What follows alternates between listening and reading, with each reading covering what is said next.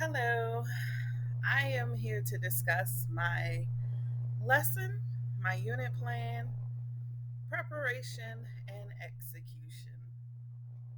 Initially, when I thought about what I would present to the pre K class, I wanted to present something that was engaging, fun, and age appropriate. I come from, I have been teaching grade one for the past couple of years, and it has definitely been quite the experience thus far being in a younger classroom setting. It is, I was nervous initially, but at this point, I've gotten into the swing of things, the classroom norms, routines, and procedures, and Miss Johnson's way of teaching and her style. So I just tend to mirror it, and I took that into consideration while I was planning my lesson as well. Um, but yeah, my unit is specifically discussing seasons, and the pre K class is learning about the various seasons. Within my steps 3 through 5, you will see my pre assessment, which is a Google slide presentation in which the students have to match the picture to the correct season. And some of the pre and post assessments are colored for more assistance with those who need it. And then some are just black and white for those who can independently do it themselves.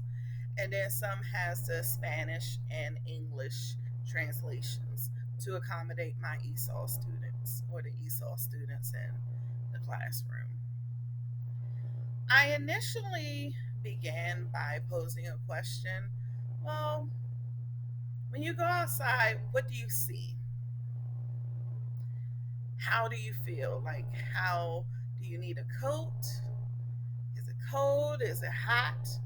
And then I got a response, it's cold.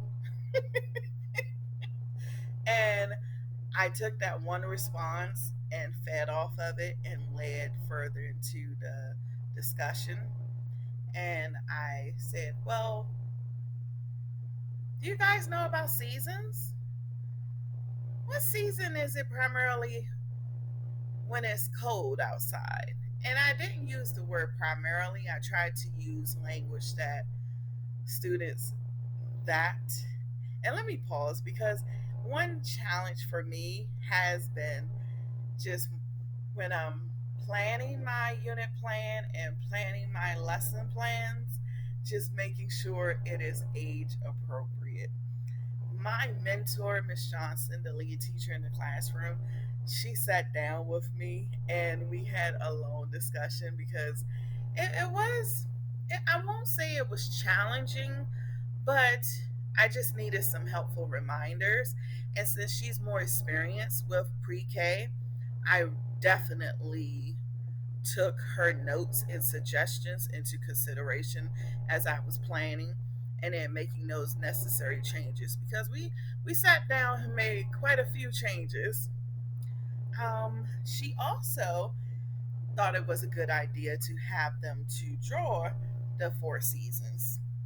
And I have some of the pictures here in which you can see one of the high students, one of the proficient students.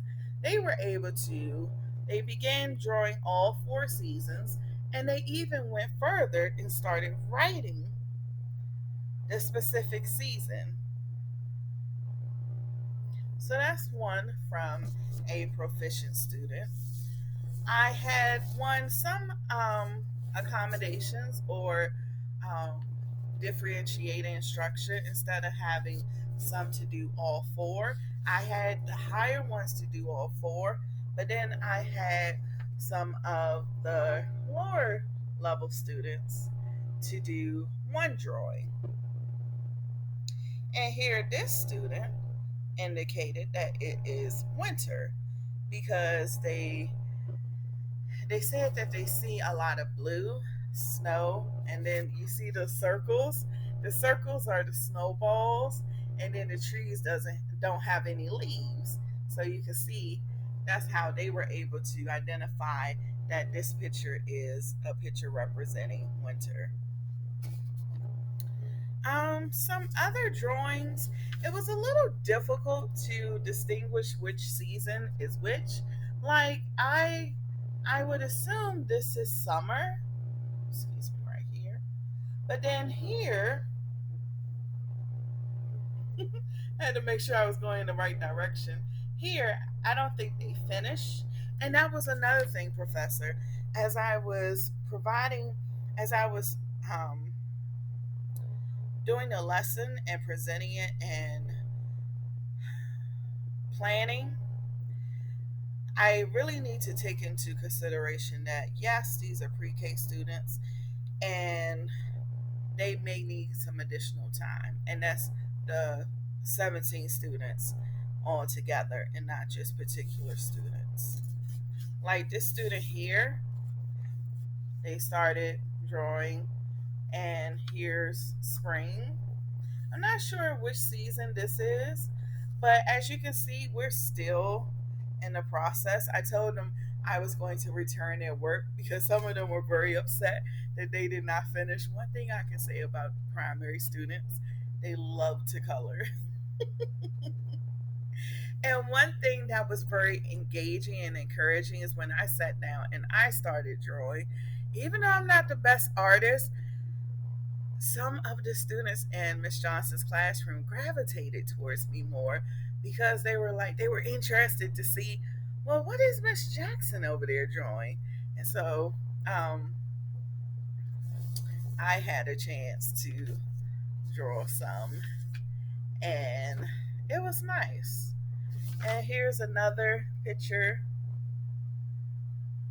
Like they did, for the most part, I'm pleased because we're on the right track with um, the seasons and discussing them. And then also um, with the dramatic play area in Miss Johnson's room, like she has so many centers in her classroom. And we were able to pick out some clothing. So we were able to have a whole group discussion. And I really, really, really enjoyed that lesson because even Miss Johnson came in. She came in and well, she came in her regular clothing, but during the class, she came in the classroom with shorts and big sunglasses. And they were like, "Hey, aren't you going to be cold?" Like it just made a whole conversation. And one thing we are working on for pre-K because they get excited and they all want to talk at one time. But overall, I can say we're on track. There is some redirecting.